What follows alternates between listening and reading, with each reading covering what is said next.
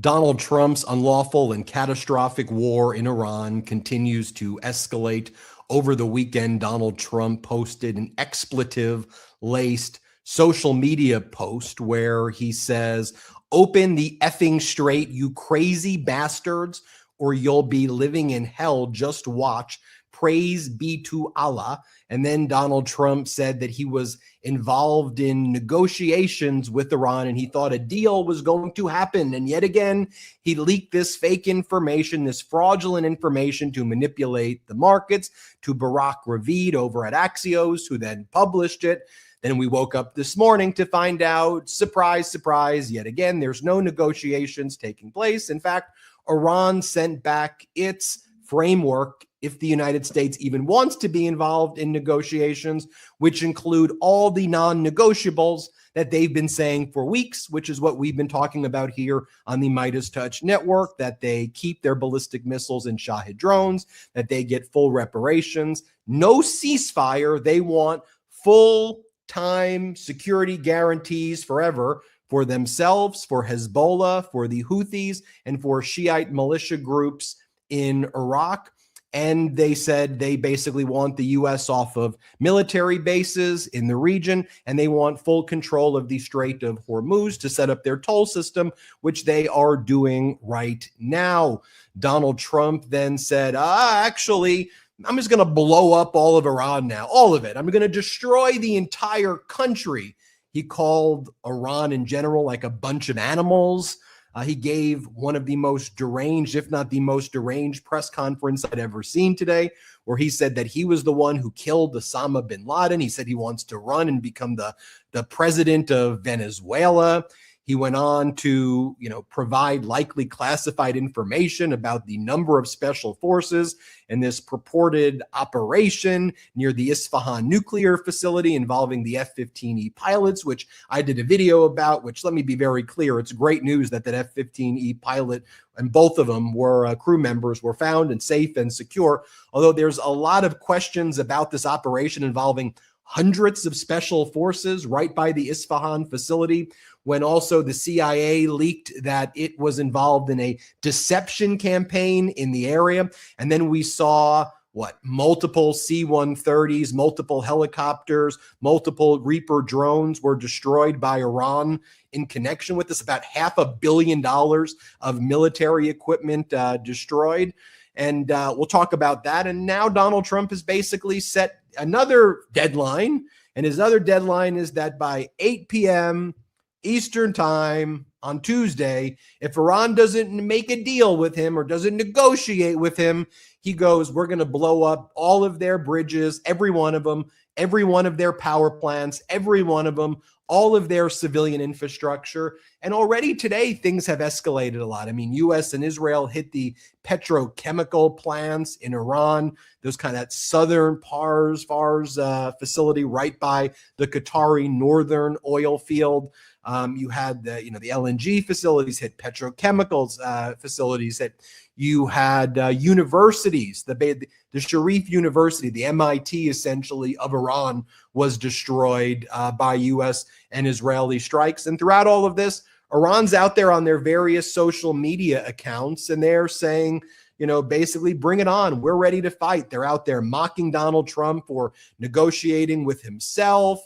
They're out there calling out Donald Trump's behavior. They're out there saying the 25th Amendment needs to be invoked. There's this post right here for audio listeners where Donald Trump goes, Tuesday, 8 p.m. Eastern time. And the Iranian social media accounts respond by saying, 8 p.m., not that good. Could you change it to between 1 and 2 p.m.? Or if possible, 1 and 2 a.m.? Thank you for your attention to this important matter. I mean, they're mocking him. They're mocking him. Never before has the United States looked so weak and pathetic on the world stage. It is a humiliation ritual that the entire country is being put through. And then Donald Trump continues to attack NATO. NATO probably just exists in name only at this point, because Trump says that he and Putin talk all about how NATO's a paper tiger and that NATO's not a real powerful group anymore. So you've got Trump doing that. Real pathetic stuff. We'll cover it all. We'll break it all down here on the MeidasTouch Network. And Brett and Jordy and Midas Mighty, we're used to Donald Trump on Easter Sunday and other holidays posting deranged stuff. But with the United States in this unlawful war that Donald Trump has brought us in, I mean, this was something that, when I read even in the morning, I'm like, well, is this real? And I had to look at it again and again. I'm like, this is just a whole new level of weak and pathetic. Threatening to destroy entire countries on Easter Sunday. How pious of Donald Trump. It's good to be here, brothers. Good to be here, Ben. Good to be here, Jordy. Good to be here, Midas Mighty, everybody out there listening on the audio podcast or watching us live on YouTube. Always great to be here with you to break down the news. I will say before we get into everything that I have figured out a new way to know what day it is without checking the calendar, because even yesterday I kind of forgot it was a Sunday. To be honest, I kind of thought it was a Saturday. And then I was so disappointed because I saw the tweet from Barack Ravid of Axios that said, a deal is imminent. There's a ceasefire imminent, a 45-day ceasefire imminent, and the talks are real, and it's coming, folks. It's about to be here. And I said, oh, it's market manipulation Sunday. The futures markets are about to open. I see now. I was like, shit, I thought it was Saturday. I thought another day of this weekend. But no, Barack Ravid posted his market manipulation story, and now I know it's Sunday. I jest, but that's like the way this thing is going right now. It's a predictable pattern of every single week, this fire hose of BS coming from the Trump administration, coming from reporters who just act as stenographers for the Trump administration, pushing false information out there to try, in my opinion, to pump the markets before they open on Monday morning. The whole thing is just grotesque. We'll get into all of it.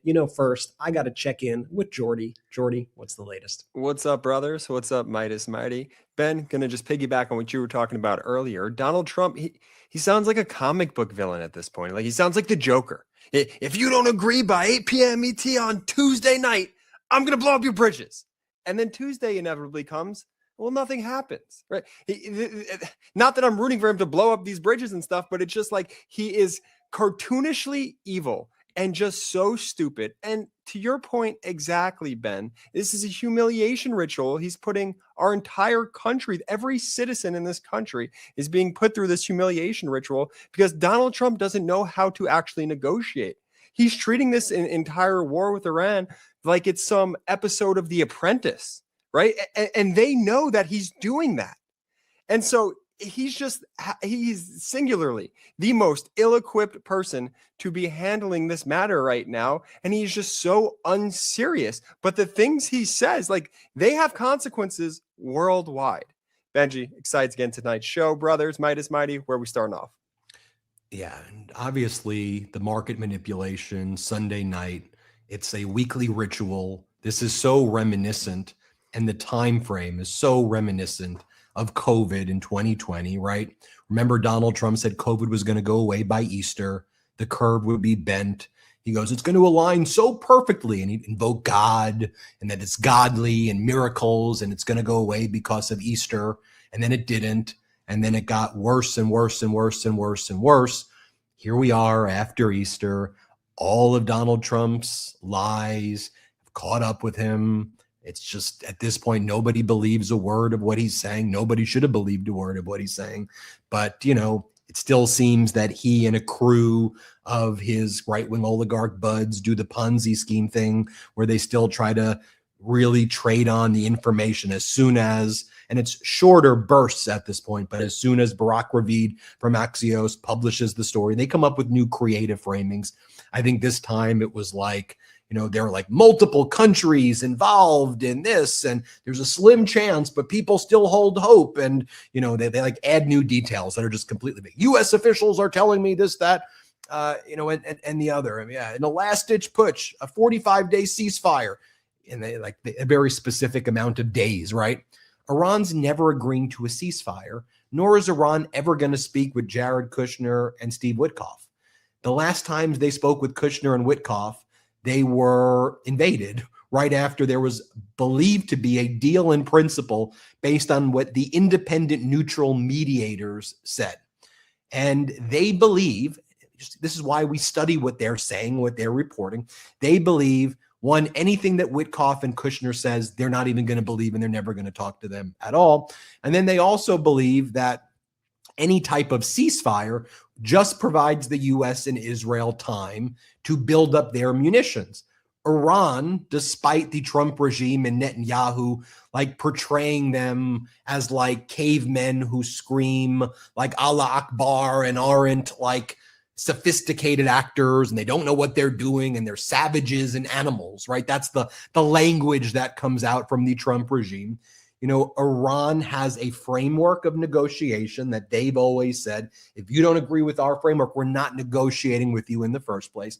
Iran has a clear plan here where they've utilized this war to gain more power each and every day, fully controlling the Strait of Hormuz, having countries bilaterally negotiate it with it, countries that do want to pass through the Strait of Hormuz that are not allied with the U.S. and Israel have to utilize yuan, Chinese currency, in order to devalue the dollar.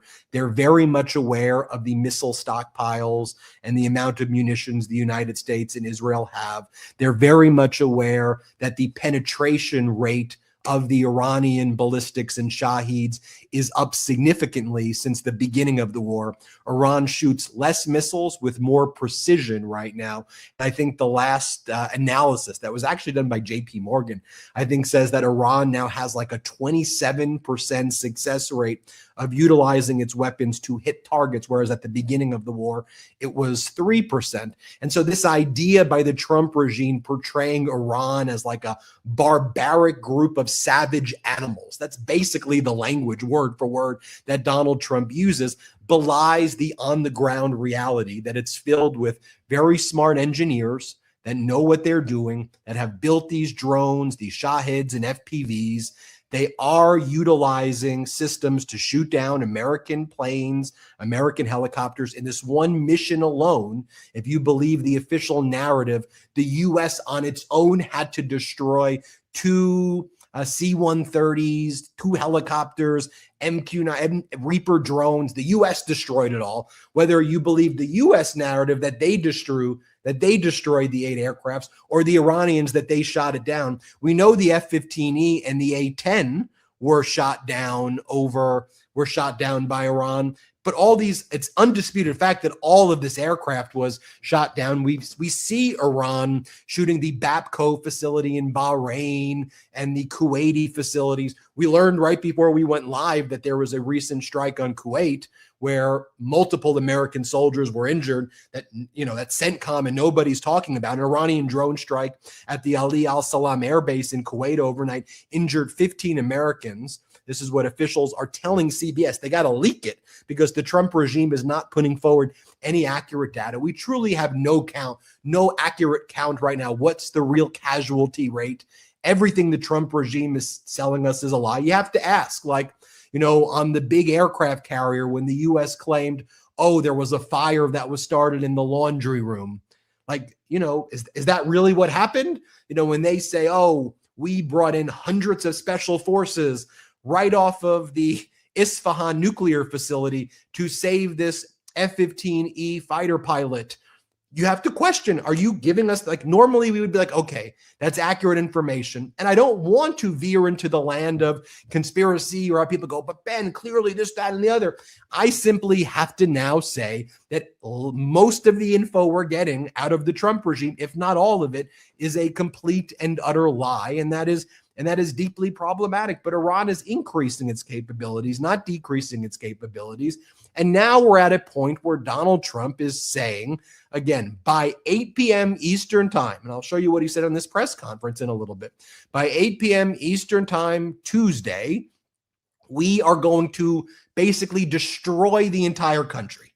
We're going to bomb it back to the Stone Age. We're going to crush it. We're going to destroy these savages. And he says these things, which are war crimes. Let's not mince words what he's saying. War crimes. And then the Iranian regime has used this to boost morale amongst its people. They use it to motivate their people. And if anything, Iran now feels that this is a war of civilizations. It's a clash of civilizations because Trump has framed it not as the United States going after the Islamic Republic and this Ayatollah regime. Donald Trump has framed it as an extension, essentially, of the Crusades, that this is the West or America, the American empire, I, Donald Trump, am going to obliterate and send you to the Stone Age and destroy these savage animals. That framing of things, that discussion from the perspective of these are war crimes, if you're not humiliated by that as an American, again, I don't care what political party you're from, if you're okay with this, you got to look in the mirror, because this is some weak and pathetic stuff. Wasn't it last week where Donald Trump gave an address to the nation and said, we don't need the Strait of Hormuz at all? Why would we need it? We have all of the oil. So we're going to just leave it to the Europeans and France and the UK and Arab nations. You all figure it out. We're leaving in 2 days because we don't need the Strait of Hormuz. You've got this. He gave a national address. Think about past presidents giving national addresses and the impact and import that has. He gives that national address, and then within a few days later on Easter Sunday, he says, praise be Allah, praise be to Allah. Open the effing strait, you crazy bastards, or you'll be living in hell. I'll throw it over to Brett and Jordy. I mean, again, you have Dr. Vin Gupta here who basically says, there are major red flags on Donald Trump's health. We've been talking about the 25th Amendment repeatedly here. I just at a basic level, I don't even know how you look at that and go, okay, I look beyond that. That is some of the most disgusting and vile stuff.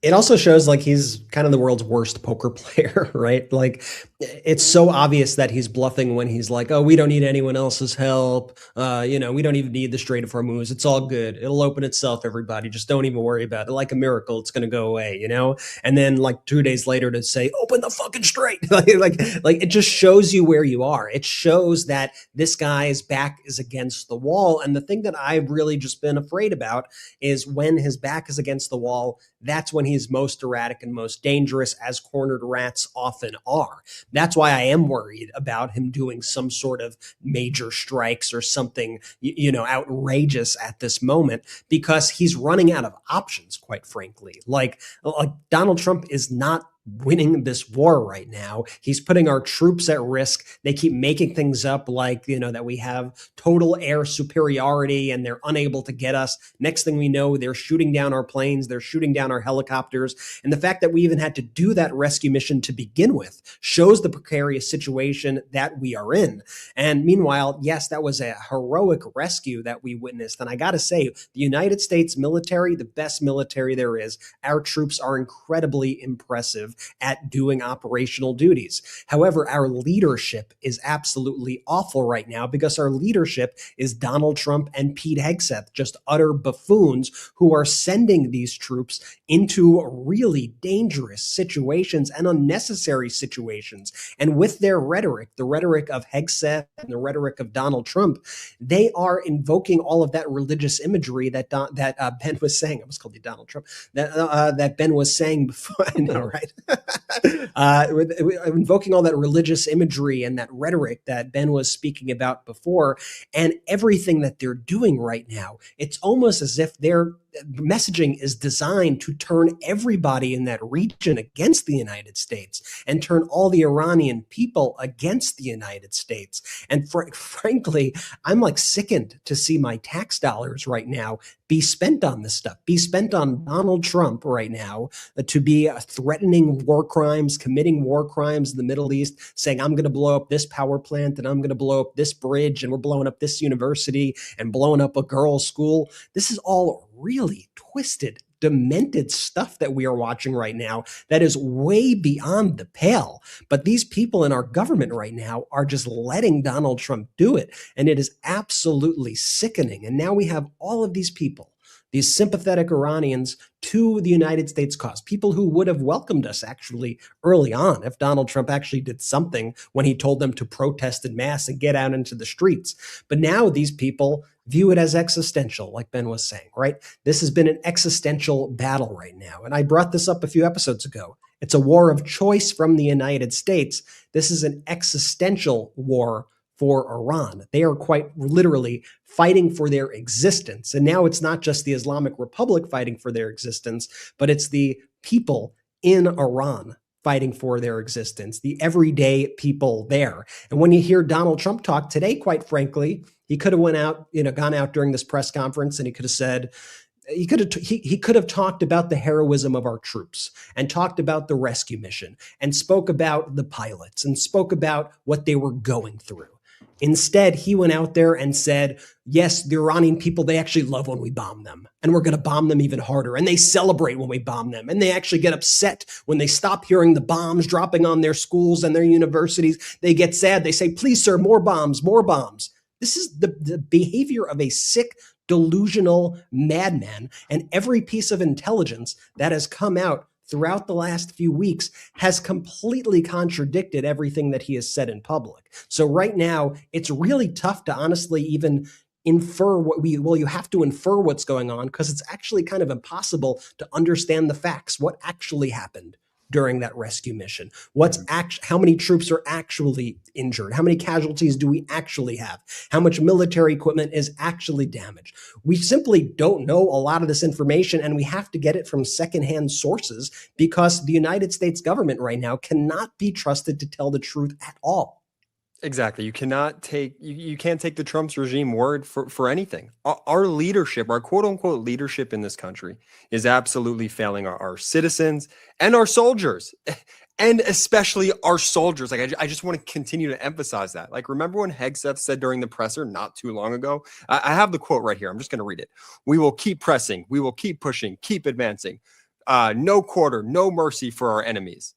When you say stuff like that, right? Like when you want to use these like really tough guy phrases to make yourself look like a man, Hegseth, saying we're going to show our enemies no quarters. Inevitably, when missions go wrong in wars, because it's a thing that sadly happens. Now you're putting our troops at so much more of a higher risk here to trying to get them home safe, because what you're telling everyone is like, we're not going to abide by those types of rules. No, we're out for blood and for blood only. And so what Donald Trump and the Trump regime continue to do every single day here is, one, make us look wholly incompetent. Like, truly, just there was no plan for the war to begin with, because remember, now the plan and how we win the war is to open the strait. Well, the strait was open before we got there. So why are we even there anymore? And then if we damaged all of their equipment and all of their plants and things like that, if we totally obliterated them in the first strikes, well, then why are we still there? Why does Trump need so much more money, endless amounts of money, to fund this illegal war in the first place? It is mind-boggling to me that mainstream and legacy media let him skate by Donald Trump and the Trump regime, let him skate by on all of these things. I'm so grateful for this community to always call that stuff out, but the constant moving of the goalposts for the sake of market manipulation, I mean, that to me, it is like so evil. Like, at its core, it is so evil in its essence, and people just need to like stand up and call it out for what it is. It's criminal, Ben. Yeah, well, a few things that we've been reporting on that I don't think you've seen many other places. We shared with you the protests over the weekend in Baghdad, where there was about 1 million members of the Shiite community there with some of the influential Shiite clerics. They were all protesting the U.S. invasion of Iran, and they were calling for Iraq to officially join the side of Iran against the United States. I mean, there were people as far as the eye could see. We've been seeing huge crowds in Iran, and we've been sharing that with you just to see the ability to mass mobilize. Then you can say, well, all of those people are out there. That's part of a coordinated propaganda campaign. You can make that argument, but there's a lot of damn people who are out there. Then, we shared with you the protests that are taking place in Yemen, hundreds of thousands of people at those protests. In Syria, hundreds of thousands of people in those protests. We also shared with you in Tel Aviv, in Israel, where there's a lot of anti-war protests taking place now. I think we'd like to see that bigger, but there's a lot of people out there. And what Donald Trump's been able to do is rally a lot of people against him in ways that heretofore would likely not have happened with every one of Donald Trump's not just mistakes, but his cultural maliciousness and this barbarism that is not being exhibited by the other side in their negotiations, at least publicly, but is being exhibited by Donald Trump and Hegseth, who keep on saying, glory to God, God's telling us to kill you. God wants us to blow you all up to the Stone Age. God is telling me to do this. I mean, that's the messaging coming from Donald Trump and his regime. And I've been studying, and I have before, Iranian culture, the foundation of the Islamic Republic, their prior involvement in the only two times they've ever made a deal.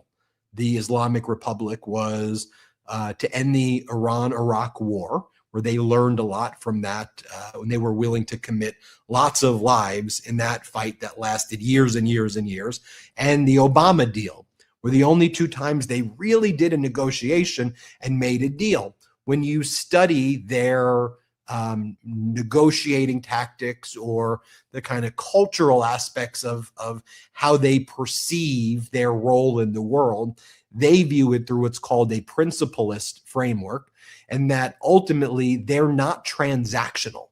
It's one of the things that are frustrating Donald, because he's used to, MBS of Saudi Arabia or the UAE or Qatar being transactional. You'd scratch my back, I scratch your back. You give, although pay for play, although Donald Trump doesn't ultimately play after the pay, but at least Trump saw in them transactional people. And he doesn't understand why the Islamic Republic is not accepting, the threats, the inducements of money. Why wouldn't you want to just do what Delcy Rodriguez did of Venezuela and join me? And we could lead a cartel together. We could be shoulder to shoulder, and we'll both make money on the Strait of Hormuz. But that's just not how Iranians negotiate. And they've always put forward the same 10-point framework. And I know it's being reported today by the New York Times and elsewhere as this maximalist approach, they call it maximalist, where Iran submits 10-point proposal via Pakistan to end the war, including to end all attacks, full sanctions relief, halt to Israeli strikes, reconstruction support, and guarantees against future attacks. No ceasefire, because they want full guarantees and they want to keep their weapons. I didn't need this report. They've been very clear and very consistent about this framework. And every time Trump has escalated, they've returned in kind and escalated. You strike their petrochemical facility, they strike a petrochemical facility. They hit Haifa, they hit Qatar, they hit Bahrain. You hit their area, they hit your area. That's what they said they're going to do. They've done that. And so, there was a brief window this weekend where you had the foreign minister of Iran, Araghchi, seem to extend an olive branch, which was not understood by the Trump regime, where he was like, we never said that we don't want any communications with Pakistan. We just don't want it enforced on us or imposed upon us. And the response to that was Trump's, effing straight, you effing bastards, and bomb you to the Stone Age. And all that does is have the opposite impact. It has the opposite effect. And so the way with COVID, Trump's like a miracle, it's all going to go away. No, it's not real. It's not a real thing. That doesn't work, right? The strategy over here with Iran is never going to work. And the only way to deal with it is either to demonstrate a respect culturally for Iran, which is, you may or may not want to do that. You pull out and you recognize the defeat and you give up the Strait of Hormuz and allow Iran to do that, or you escalate and you cause mass catastrophic events in the Middle East. But you're huffing and throughout the world, but you're huffing and you're puffing and I'll blow your house. That doesn't work. That's not going to work. It never will work in Iran. They're not afraid of that. They're mocking you for doing that. So you have to at least start with a cultural understanding of who's the counterparty. And that's one of the things we try to deliver to you here. You may not like it. You may go, why are you giving their perspective?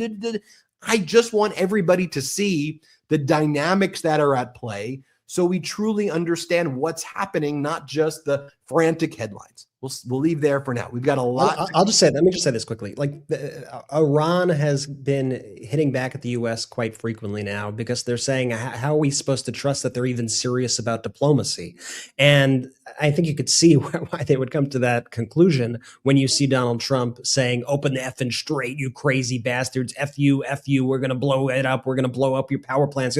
It's not exactly an opening to discussions here. And let's remember the people who are the people in the room right now, so to speak, the metaphorical room, because there aren't actually any sort of direct negotiations underway at all. But we got Steve Witkoff and Jared Kushner right now have the fate of this whole thing in their hands. And you could argue very strongly, I would say, that they're the reason we're in this war to begin with. And by the way, there was a deal, right? We just spoke about this. There was a deal. There was a mediator from Oman who was picked by the United States in the room that said the Iranians were willing to give up a whole lot of stuff, more than even during the Iranian nuclear deal that Trump tore up, which led to this moment. You could draw a direct line from that moment to this moment. But they apparently did not understand what was going on, or they relayed bad information to Donald Trump, or Trump didn't understand them, or Trump didn't care. I don't know what it is.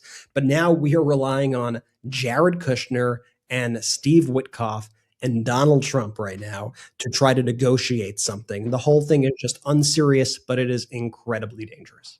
America killed Ali Larijani, who was one of the people that was negotiating a few weeks back. Remember, we killed that. The United States killed him. Then there was another former foreign minister of Iran who, as soon as he was asked by Pakistan to get involved, his home was bombed by the United States and Israel. His wife was killed and he was severely injured. And so every time also Donald Trump says, hey, let's negotiate, there's always an escalation as well in the war, which seems to demonstrate, at least to Iran, that you just use negotiations as a pretext for escalation and not de-escalation.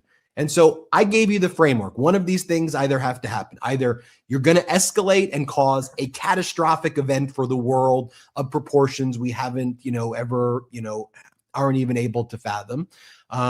You just totally withdraw and you concede just an absolute, defeat. Or you try to make some deal where Iran is able to keep certain things. You negotiate within their framework. And you try to maybe get in a point here or there, but you negotiate within a mutual framework, not your, one of those three things happens or nothing happens. And Trump's like, no, I'm just going to threaten you. And as you look at Trump, it's not a superpower, but there is and I don't mean this in a positive way, there's a relentlessness, the way he still talks about the 2020 elections and spread lies about it, right? When he gets fixated on a thing, whatever it is, it's the fountain hose of lies is so incredibly overwhelming, nonstop, that for a lot of people, it exhausts them, then it breaks them. And the moment you break and you live within his framework of his alternative reality, right? Like a Rubio or any of these types of people, you've now debased yourself where you can't really get out of it because you've now accepted this alternative reality. And to get out means complete and utter humiliation for you. And while you're still facing humiliation rituals being in this alternative reality, your only hope becomes the zombification of others, bringing them into your alternate reality and trying to shape other people and force them into your thinking. Because if you admit you're wrong, it's a total humiliation ritual. That's the kind of psychological brainwashing jujitsu that's taking place. And he's trying to do that with Iran. I mean, just think of it. It's nonstop. And they just mock it and brush it off. Pathetic. Okay, 8 p.m. How about 6 p.m.? We're better at 1 p.m. or 2 p.m. Or you want to do it at 3 a.m.? That's ultimately what someone like a Governor Newsom, what clicks and he realizes, or people who oppose Trump, what you realize is you have to mock it and ignore it and then just treat it like crazy and not normalize it. And so there's that adaptive learning taking place. And so Anyway, I don't think you've heard this level of analysis anywhere else. It's been this is a long segment. We're going to take a quick break. We're going to come back. I'm going to show you some of the clips of what went down. I don't think I need to show you all of them because you've seen the deranged stuff that he said. And then let's talk about other developments. Howard Lutnick is going to be meeting with the House Oversight Committee, apparently voluntarily, regarding their Epstein investigation. Let's not forget about that. We got a lot more to discuss. Let's take our quick break. Oh, reminder, hit subscribe. Help us get to 7 million subscribers right now. And also, if you can, subscribe on audio as well, and leave a 5-star review on the MeidasTouch audio podcast. All right, we'll be right back. This episode is sponsored by BetterHelp. Financial stress affects far more than our bank accounts. It can take a serious toll on mental health and relationships, with 88% of Americans feeling some form of financial stress at the start of 2026. Money worries often bring anxiety, sleep disruption, and even depression, and are one of the leading sources of conflict for couples. This month, we want to normalize the emotional weight of financial stress and remind people that struggling with money doesn't mean they failed. Sometimes it's just about accessing the right kind of support. Therapy isn't about financial advice. It's about managing the stress, shame, or anxiety that can come with it. Therapy can help people unpack their relationship with money, build healthier coping strategies, and feel less alone in the process. BetterHelp therapists work according to a strict code of conduct and are fully licensed in the U.S. BetterHelp does the initial matching work for you so you can focus on your therapy goals. A short questionnaire helps identify your needs and preferences, and their 12 plus years of experience and industry-leading match fulfillment rate means that they typically get it right the first time. If you aren't happy with your match, switch to a different therapist at any time from their tailored recommendations. With over 30,000 therapists, BetterHelp is the world's largest online therapy platform, having served over 6 million people globally. And it works with an average rating of 4.9 out of 5 for a live session based on over 1.7 million client reviews. When life feels overwhelming, therapy can help. Sign up and get 10% off at betterhelp.com/Meidas. That's betterhelp.com/Meidas. All right, we all love our pets. I want to tell you something real quick about my dog because I think a lot of you are probably dealing with the same thing. Mine started slowing down a bit, a little less energy, and I just figured, hey, that's just a part of getting older, right? But I figured, let me mix things up just a little bit. Then after a few weeks on rough greens, I started to see a real difference. This stuff is amazing. Now my dog is a rough greens dog for life. Here's the thing. Most dog food is basically dead food. It's processed, shelf-stable for years, and stripped of the nutrients your dog actually needs. Rough Greens brings that nutrition back. It's packed with live, bioavailable nutrients, essential vitamins, minerals, probiotics, digestive enzymes, and omega oils that support long-term health. It helps improve nutrient absorption, supports joint and muscle health, and boosts overall vitality. Plus, it promotes longevity by addressing the nutritional gaps in typical dog food with antioxidants and anti-inflammatory compounds that help keep your dog active, mobile, and alert as they age. And the best part, you don't have to change your dog's food at all. Rough Greens isn't dog food. It's a supplement. Just add a scoop to whatever you're already feeding your dog. I've seen the difference myself. More energy, better mood, just a healthier, happier dog overall. I don't just recommend Rough Greens. I depend on it to keep my dog happy and healthy.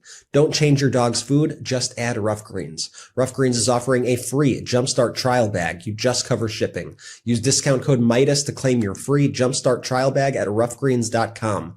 That's RUFF greens.com. Promo code MeidasTouch, MEIDAS. So don't change your dog's food. Just add Rough Greens and watch the health benefits come alive.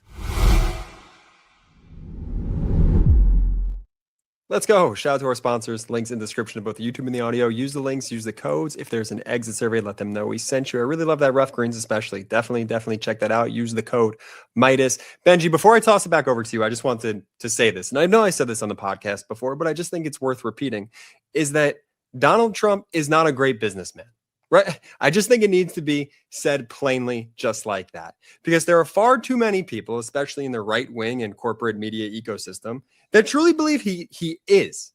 He's the world's worst negotiator. Let me say it like that again. He is the world's worst negotiator and is singularly the worst person to be in charge of this moment right now. He has no reason to why we actually got put into this war that he got us into. And he has no plan for us to exit other than seemingly, it seems like, killing a whole lot of people and having our troops get killed too in the likes of it. Donald Trump is the world's worst businessman. He was put into business by his father. He was bankrolled by his father, daddy's money, and he failed at every single business he had. It's amazing to me that there are so many people in the right-wing ecosystem and just in the ecosystems in general that like to say, you know what, that Donald Trump, I don't like how he goes crazy and like says the weird stuff, but he's a good businessman. No, he is not. He bankrupted casinos. Do you know how bad you have to be at business to bankrupt a casino? It makes me want to rip out my hair sometimes when I hear that from people. Benji, what do you think about that? Where to next? I teach negotiations at a law school. I am a professor, and one of the topics that we spend a lot of weeks on in my class is negotiation. And Donald Trump violates every rule of good faith negotiation. He sets fake deadlines. Oftentimes in negotiations, each side leaves a little bit on the table, right? When you're trying to negotiate with the counterparty, it's not a war usually. If you go to war, you go to war, or you litigate, right? You fight in the court or you fight whatever. And the negotiation part is trying to figure out solutions where both sides leave a little bit kind of left. Donald Trump views negotiations as the act of war itself, when a negotiation often involves a level of de-escalation. So he sets arbitrary and fake deadlines. He is not a trustworthy conveyor of information, which is an understatement, right? He provides contradictory data within moments of each other. So you on the other side don't even know what to trust or what to not trust. He undermines other people on his team who you think you're negotiating with, and then he'll throw them under the bus, or so you don't have a point of contact for the negotiation itself. As noted, he views it as an effort to crush the other side. When he misses a deadline, he then just switches it and then acts like he doesn't make good often on the threat from the arbitrary deadline. And oftentimes a good negotiator, all the stuff I teach in my class, you are not just like throwing out numbers to try to meet in the middle. A lot of negotiation is a data gathering exercise where the best negotiators are very detailed oriented people who are extracting oftentimes what's referred to as the unknown unknowns by asking questions to try to determine how do you have the best data set in order to find solutions. And oftentimes that involves a real curiosity. So what often I tell the students in my negotiation classes is not to, just go out and throw out numbers and say, oh, this is the number. Or even if your client wants X dollars or X whatever, that's not the best negotiating strategy. The best is to reach out to the other side or a mediator, ask a lot of questions, be very curious, keep asking questions, listen. Being a good listener is the best type of negotiator. And then once you have as much data as you can, then you try to reach common sense solutions that bring people together. So he's the opposite of all, like literally the worst of the worst forms of negotiation. And Ben, to your point exactly there, this negotiation to escalate, like as Trump is doing that, isn't that just such typical like rich kid, bad at business, daddy's money type of like businessman mentality? Because Donald Trump is used to doing that. He's used to using his negotiation tactics along with escalation because he's always had something in his back pocket, right? I just think, in the context of litigation, right? Imagine you're at a mediation to try to resolve the case. Plaintiff is there, defendant is there. Let's say both sides are suing each other. There's a mediator trying to bring the parties together. And then one side learns while you're in this mediation process that the other side just took some action that was, that tried to humiliate you or make you look stupid, or that really escalated the case. that will always result in the party leaving the mediation and saying, why would I deal with you? We were here to try to come up with a solution. Extrapolated writ large is kind of what you're seeing here. And Iran's like, why would I negotiate with these people? I don't want to speak with Witkoff and Kushner. Two, you're killing our negotiators once they actually get involved. And we need to at least establish a negotiating framework. And we don't like being threatened every single time. That's not a way to get us to the negotiating. That's not a way to get us to the negotiating table. So what Trump has done, though, in his view of negotiations generally, and this is what I said before, it is a relentless attack on the other. Relentless.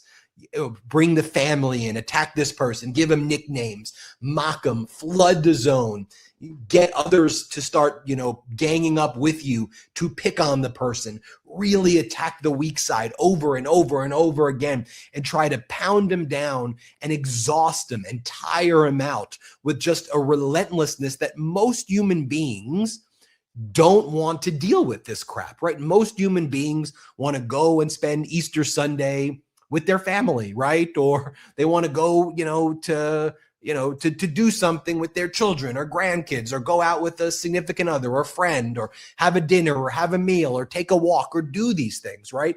But this kind of MAGA crew, this Trump group, they just live in a stew in this kind of, in this world. You think about the kind of cartoonish bad guys, or, Lord of the Rings bad guys, right? And they live in like this area with the volcanoes, and it's dark and it's, evil. And it's like, honestly, those characters, which seem so cartoonishly silly, right, is kind of the world where it's just relentless. And so the only way to fight back is relentlessness to fight back with it.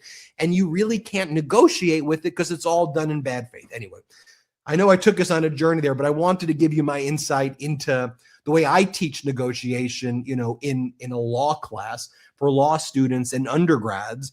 To, you could say, well, this is different. This is war. This is that. The same principles to me kind of generally apply right here. But let's just take a look at what went down. I want to show you this just disastrous press conference and some of the lowlights of it very quickly.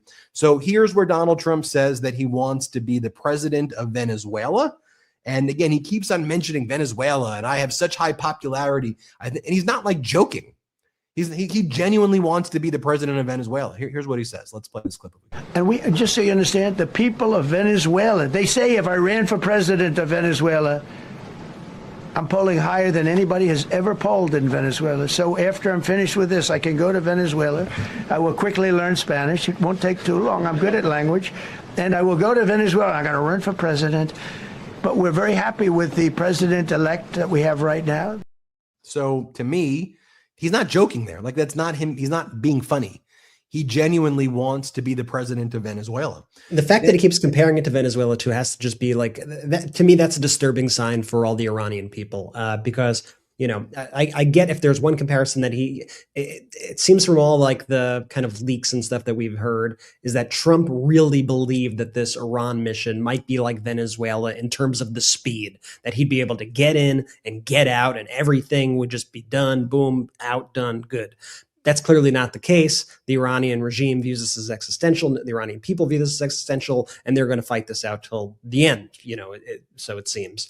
But the thing that concerns me is you have to listen to Trump's rhetoric. And we're obviously about to play some more clips, but Trump keeps saying, we've already had regime change. He's now said it like every single day. We've already had regime change in Iran.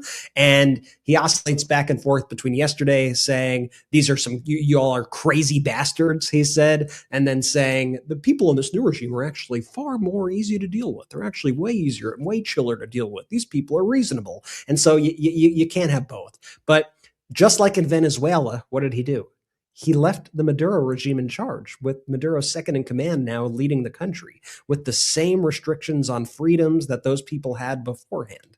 And now he's claiming victory in terms of regime change in Iran, when all he did was elevate the younger guy, the younger son of the Ayatollah to be Ayatollah. And he is a more hardline guy, and which with every individual that they kill in this regime, whether it be the military commanders or the political leaders, the more hardline people come in, and then they come in with a vengeance because their sister's killed, their dad is killed, their mom is killed, their kids are killed, and so the situation's just getting worse and worse and worse for the Iranian people themselves. I had a debate with a former top FBI negotiator who wrote a book called How to Split the Difference, and his name is Chris Voss. And Chris Voss seemed to say that Donald Trump's transactional negotiations in Venezuela, he seemed to be supportive of it. And I said to him, well, you were an FBI hostage negotiator, so you were negotiating with hostage takers, with kidnappers, right? I said, well, if you were the FBI, wouldn't it be an easy outcome if you and the hostage taker and the kidnapper came together and said, you know how we can make a lot of money? I got all this power of the FBI. What if the FBI became the kidnappers? We'll help you do the kidnapping and we'll both make a lot of money, but you got to give us a lot of money and then we'll give you a percentage. Kidnapper, would you like that? And then the US became the kidnapper. That's what I said to Chris Voss. I said, what kind of outcome is that? You want to free the hostages, not join the hostage taker. And what Trump wants to do is go around the world and join the hostage takers. He wants to join the authoritarians and be the repressive regime because he sees himself, in my opinion, as a Putin, as a Kim Jong-un, frankly, as a Maduro. The ultimate irony to me on the Maduro thing is Trump just didn't like Maduro dancing. Trump was kind of like jealous of it. Trump was like, I'm the guy who dances. You don't want to dance. And based on his views of women, I think that he viewed that he controls Delcy in his own mind. We don't know what's even going on behind the scenes because you don't think Delcy's still talking to China and has channels behind the scenes with Putin. That's a naive thought to believe that that isn't what's happening. But then Donald Trump wants someone in the Maduro regime who he feels he can control, right? He views Delcy as his Pam Bondi or his Kristi Noem, someone who's dispensable when he needs them to be dispensable, who will just do what he does. And that's his kind of worldview that shapes all of these things. So from the very outset, when Donald Trump started talking, this was 3 weeks ago at this point, 4 weeks ago, when Trump was saying that he and the Ayatollah were going to work together and control the Strait of Hormuz together. The moment he signaled that about 3 weeks ago or 4 weeks ago or so, that signaled the ultimate weakness. And Iran's like, okay, we got him. There was other signs too, but that's what you're looking for, to be shoulder to shoulder with the Ayatollah to control the Strait of Hormuz.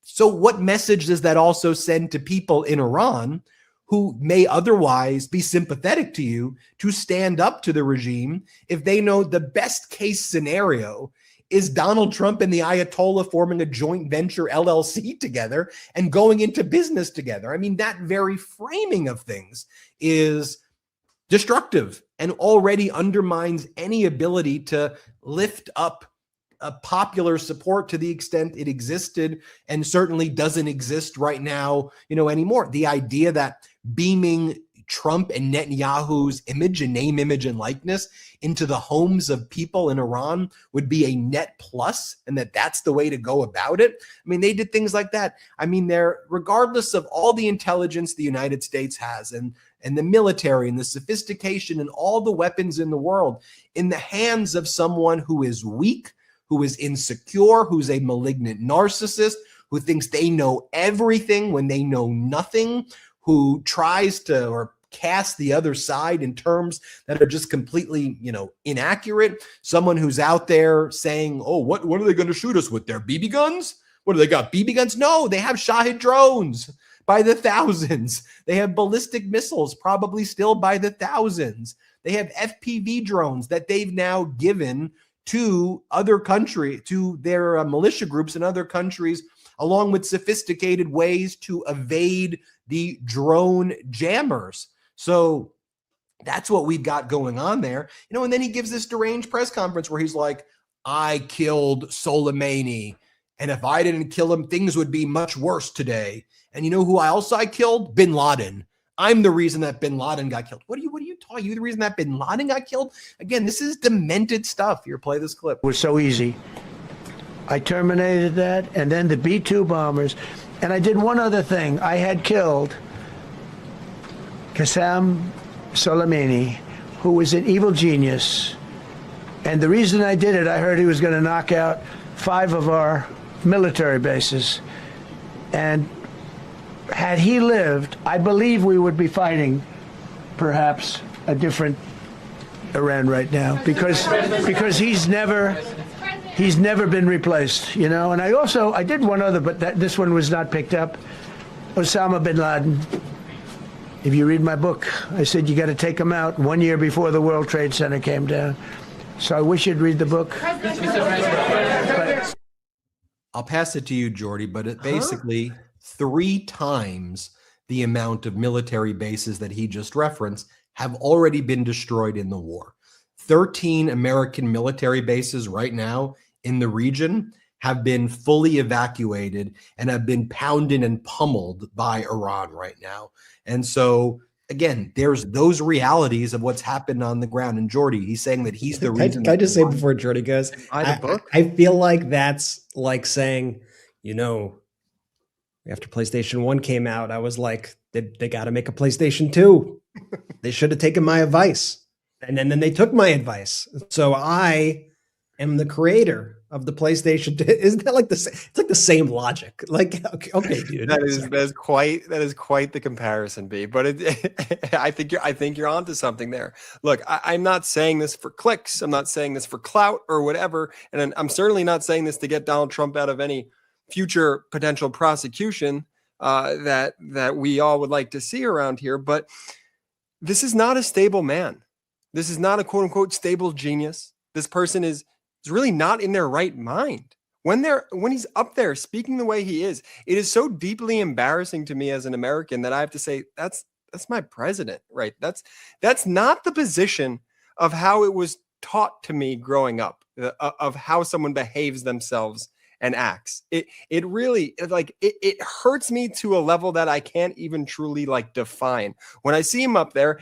And quite frankly, I think all Americans, I think everyone that's watching that, they feel a certain shame to them that we have to say, that's our president.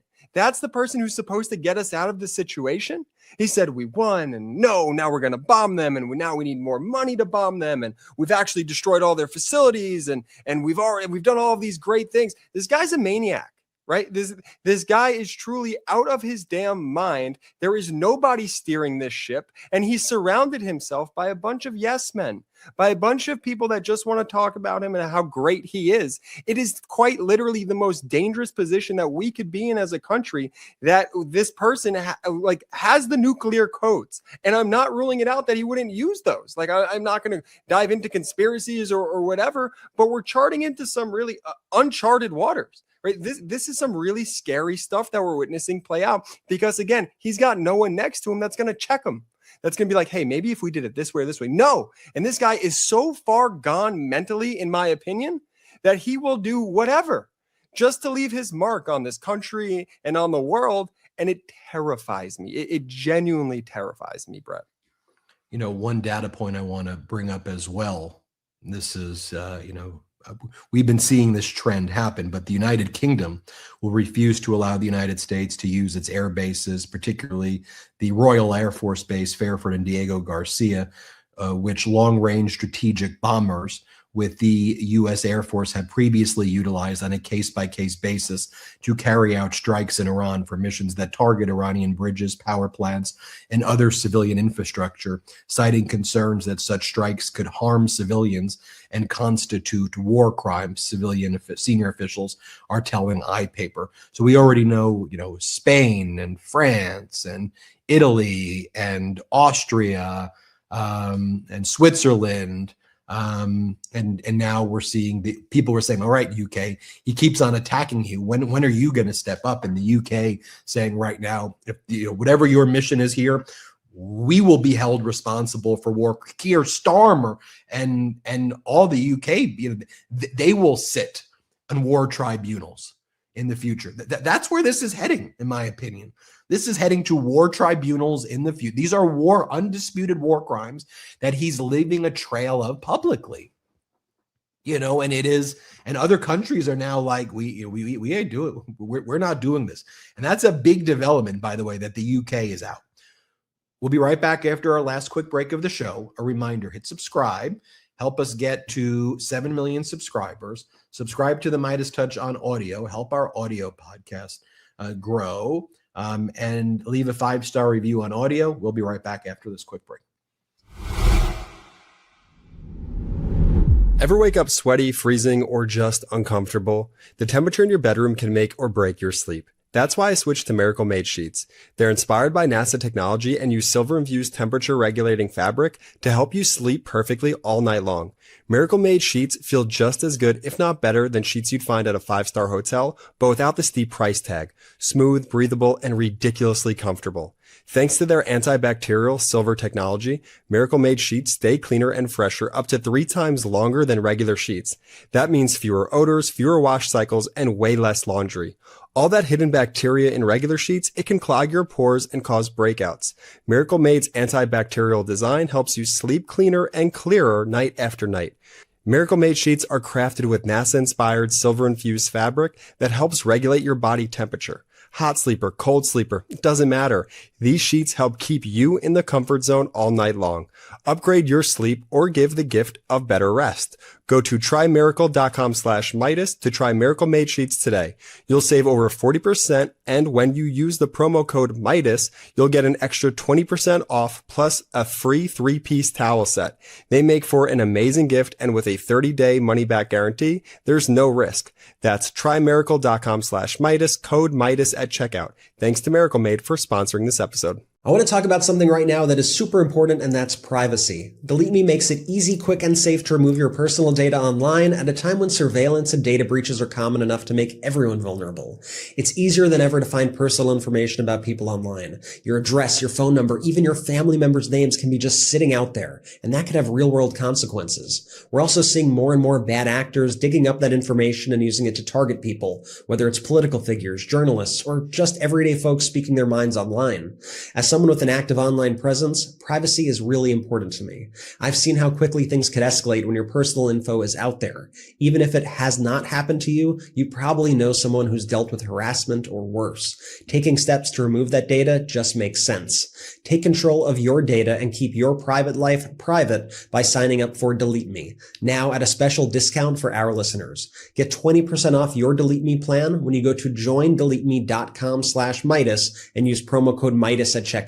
The only way to get 20% off is to go to joindeleteme.com/Meidas and enter code Meidas at checkout. That's joindeleteme.com/Meidas, code Meidas, MEIDAS. Shout out to our sponsors. Links in the description of both the YouTube and the audio. Use the links, use the codes. If there's an exit survey, let them know we sent you. Benjamin, where would you like to go next? I want to give a hat tip to our editor-in-chief, Ron Filipkowski, who puts together the incredible newsletters on the MeidasTouch Substack every day. And the level of detail that Ron utilizes, and his such a student of meticulous, all the nuances are in this. Whenever I read it, I'm like, damn, you're good, Ron. And so Ron compiled the following. Trump's quotes since the war began. Brett and Jordy, shall I share it? March 3rd, we won the war. March 7th, we defeated Iran. March 9th, we must attack Iran. March 9th, the war is ending almost completely and very beautifully. March 11th, you never like to say too early you won, but we won. In the first hour, it was over. March 12th, we did win, but we haven't won completely yet. March 13th, we won the war.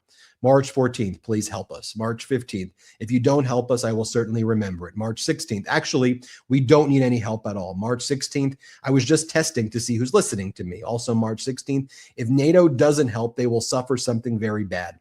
March 17th, we neither need nor want NATO's help. March 17th, I don't need congressional approval to withdraw from NATO.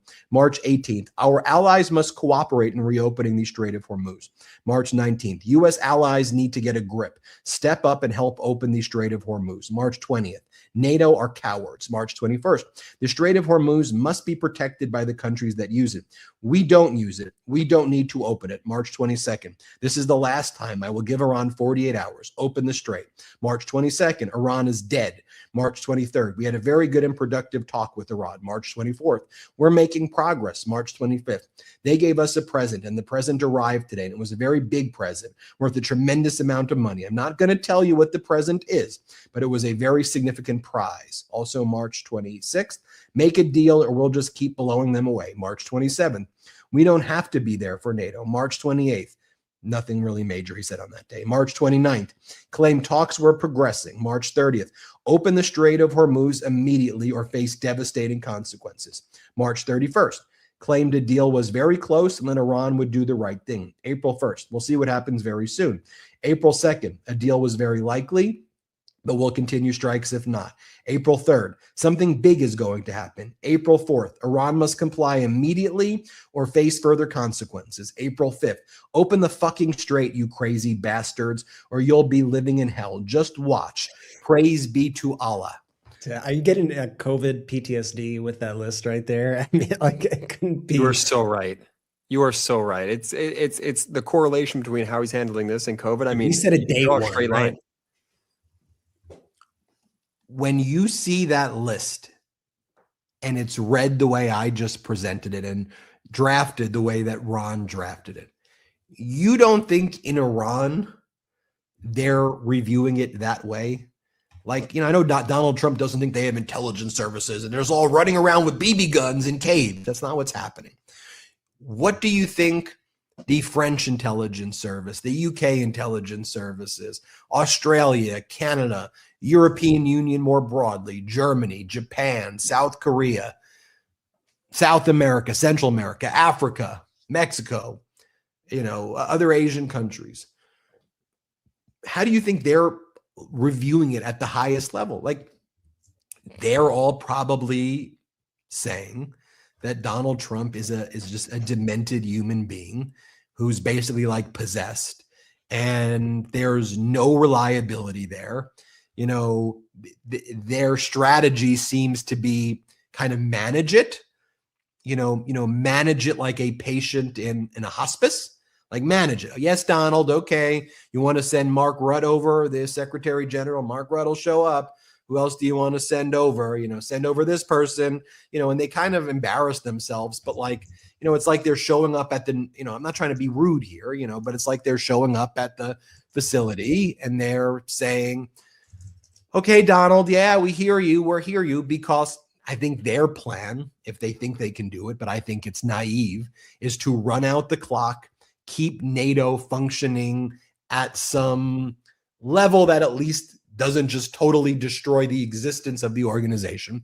Hope that the individuals, the generals who work in NATO, can kind of keep it going as much as possible. By the way, while Donald Trump fires them. I mean, let's not forget that Donald Trump fired the Army Chief of Staff at the end of last week. That's the top position in the Army. A 4-star general got fired in the middle of a war, who had massive amounts of experience in drone warfare.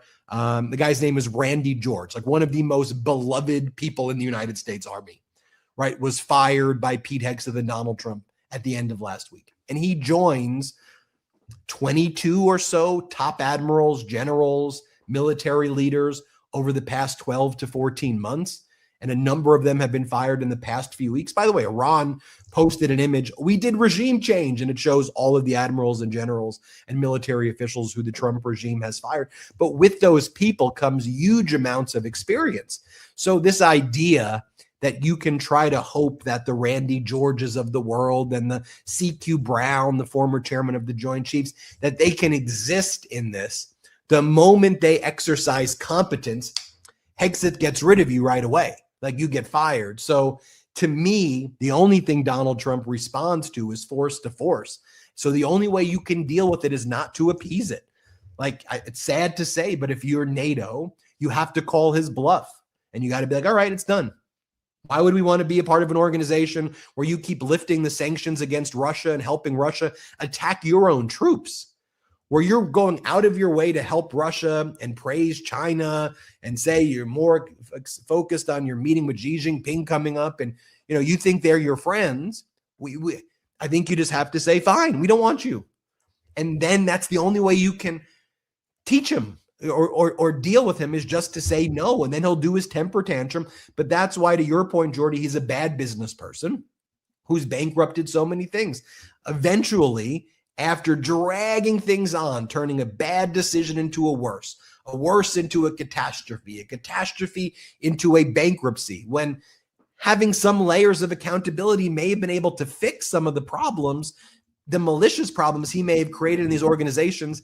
Eventually, someone has said no, and then it blows it up when the bluff gets called. And so there's really no other way to treat it, because appeasing it, remember what I said earlier in this episode, the moment you exist within his framework, you're now residing in an area that's already made you compromised, right? That's why Iran, at a sophisticated level of negotiation, says, we're not even negotiating within your framework. You could come into our framework, or there's no negotiation that exists at all, period. Now, we saw what happened right when Greenland stood up to Donald Trump. And by the way, that was one of the things that Donald Trump said at the press conference today. You know, I was done with NATO the moment, we don't have to play the clip, but I'm done with NATO. The moment they wouldn't give me Greenland, I was done with NATO. That was it's so telling also, right? That because they wouldn't give him Greenland, the country. They wouldn't give him Greenland. They wouldn't appease him on that. They wouldn't let him take over a sovereign nation. I mean, that's really like a effed up thing to say. I'm like, what are we even talking about at a certain point, right? It's like, in no other facet of our lives would anyone accept this mentally unhinged individual running whatever, you name it, running their company, being the principal of a school, being the owner or GM of a sports team, right? So why does corporate media hold his hand, the president of the United States' hand, as he further goes down this just insane devolvement of a brain? It's crazy to me. The fact that NATO should allow one of its members to conquer a country is just like, I mean, the delusions are just wild. Like, this is somebody who, like, frankly needs to be institutionalized. This is like absolute insanity. Let me show you a few things that he said, though, because I think even though I'm saying he said those things, I think it's important to bring the receipt, though, and and share it with you. So here a reporter says, so you said Iranians would be mad if you stopped these attacks, but why would they want you to blow up their infrastructure to cut off their power? Like, you're saying they want you to blow them up? Here, play this clip. Success of this operation. Yes, please. Thank you, Mr. President. You've said Iranians would be mad if you stopped these attacks, but why would they want you to blow up their infrastructure, to cut off their power? Wouldn't that be punishing Iranians for the actions of the regime? They would be willing to, and it's suffering. They would be willing to suffer that in order to have freedom. The Iranians have, and we've had numerous intercepts. Please keep bombing. Bombs that are dropping near their homes. Please keep bombing. Do it. And these are people that are living where the bombs are exploding. And when we leave and we're not hitting those areas, they're saying, please come back, come back, come back. These are the people. I don't know what they do. All I can tell you is they want freedom. They want freedom. Please, please, please bomb us. And then this is the longer clip right here that I'll show, where he goes, we have a plan to basically blow up all of Iran. We're going to blow up this facility and that. Here he goes and talks about the war crimes he wants to commit. Let's play it. We have a plan, because of the power of our military, where every bridge in Iran will be decimated by 12 o'clock tomorrow night, where every power plant in Iran will be out of business, burning, exploding, and never to be used again. I mean, complete demolition by 12 o'clock. And it'll happen over a period of 4 hours if we wanted to. We don't want that to happen. We may even get involved with helping them rebuild their nation. And you know what? If that's the case, the last thing we want to do is start with power plants, which are among the most expensive thing, and bridges. You saw the bridge. The bridge went. We were very close to a deal. And then I got a call from Mr. Witkoff, Mr. Kushner, and JD saying, I think they're breaking the deal. I said, tell them that's okay. Don't worry about it. But tell them to look out their window and watch. And within 45 minutes, I gave the order to knock out the biggest bridge. I gave the order, knock out the biggest bridge in, I believe, the Middle East, but the biggest bridge in Iran.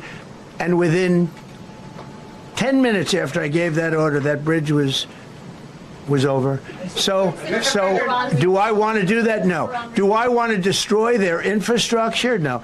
It will take them 100 years to rebuild. Right now, if we left today, it would take them 20 years to rebuild their country, and it would never be as good as it was.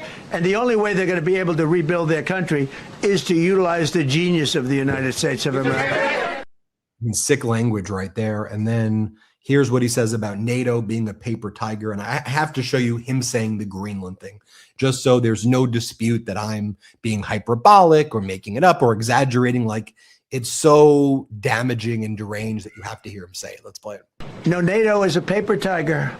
Now, he's coming to see me on Wednesday, as you know. He's a wonderful guy. Secretary General is great. And Mark Rutte, he's a great person, but he's got, and you know, it all began with, if you want to know the truth, Greenland. We want Greenland. They don't want to give it to us, and I said, bye-bye. Okay, thank you very much, everybody. Thank you.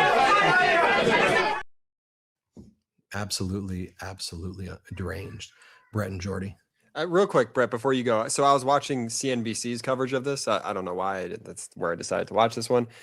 And after that comment, that's your rage bait. That is my rage. It keeps me fired up. CNBC, man. I hate watch that program. And so, you know, after that, when he's like, all right, everyone, see you later. After all of the crazy shit he just said. And by the way, slightly before that moment, and I'm going to say a bad word here because he said it, and it's going to be jarring because it's fucked up, is that he said that he had a conversation with Kim Jong-un, and Kim Jong-un called Joe Biden mentally retarded. And he said it twice, and he kept saying it, and he said it loud, and it caught my attention because I was half watching this, and I was like, holy shit, did he really just say that? Not one reporter blinked. No one, you know, was like caught off guard by it. That's just that's what we've come to expect from Donald Trump. It is absolutely disgusting, his behavior on a day in and day out basis. We're not going to play that clip here, but when CNBC got the coverage back after all of that went down, you know what their response was to all of that? They go, So that was Donald Trump addressing the media today about the war in Iran, and they just like business as usual, man, business as usual. And it just made me think to myself, it's like when you know, the people out there, not anyone watching here, of course, but when the people out there get upset with like Midas titling for videos, like Donald Trump loses it. What do you want me to say when he is up there saying shit like that?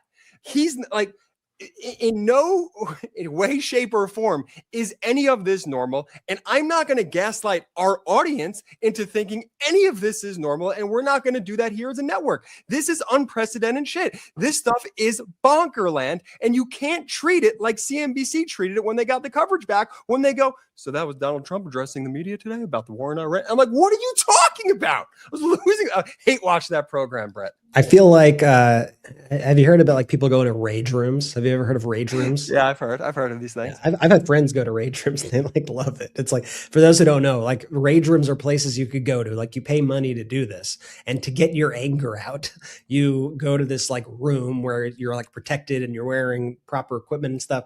And you break shit and you destroy stuff and you throw TVs on the ground and you smash things. I've never done it, but I've actually had friends who have done this. If you've done it, you can let us know in the comments. I feel like you watching CNBC is your rage room. You go in there, you get out all your aggression on the TV. Thankfully, the TV, I think, is still standing. And, you know, it just allows you to, you know, spikes my cortisol levels, Brett. Spikes your cortisol levels to dangerous levels. It's so crazy. Well, look, Brett, I'll toss it to you, but I think this was a good comprehensive update of everything that's going on. Obviously, stay tuned to our reporting throughout the day. About every 90 minutes, we do new breaking updates on everything that's going on, whether it's in the war or throughout the country. The only one, piece of news I don't want to forget about is the Epstein investigation. I mean, there's a lot of news. We're going to see the impact on our economy that this is all having. But I also want to, remember that we should not forget about how this all started, which was a Trump regime cover-up of the Epstein files. And now with Pam Bondi gone, Todd Blanche, the new acting attorney general, says we should never even talk about Epstein anymore. And so I'm glad to hear the Democrats in the House Oversight Committee making sure Howard Lutnick shows up and that the investigation regarding this cover-up doesn't end. And I know that's talked about a lot less. That's why I'm going to make sure everybody knows we're very focused on covering it here on the MeidasTouch Network. So thanks, everybody, for watching. I want to remind everybody to hit subscribe here. Help us get to 7 million subscribers. Subscribe to the MeidasTouch on audio podcast as well.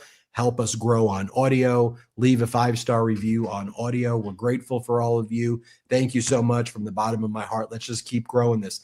8 weeks in a row, MeidasTouch #1 on YouTube, beating the Joe Rogans and the Candace Owens and all those people. And that's thanks to you. So let's keep it up. We're so grateful for you. Brett, anything you want to say before we go?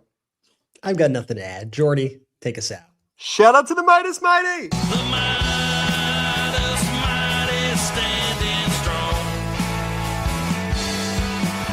against the fascists. We sing our song. We will get it right whenever. Want to stay plugged in? Become a subscriber to our Substack at MeidasPlus.com. You'll get daily recaps from Ron Filipkowski, ad-free episodes of our podcast, and more exclusive content only available at MeidasPlus.com.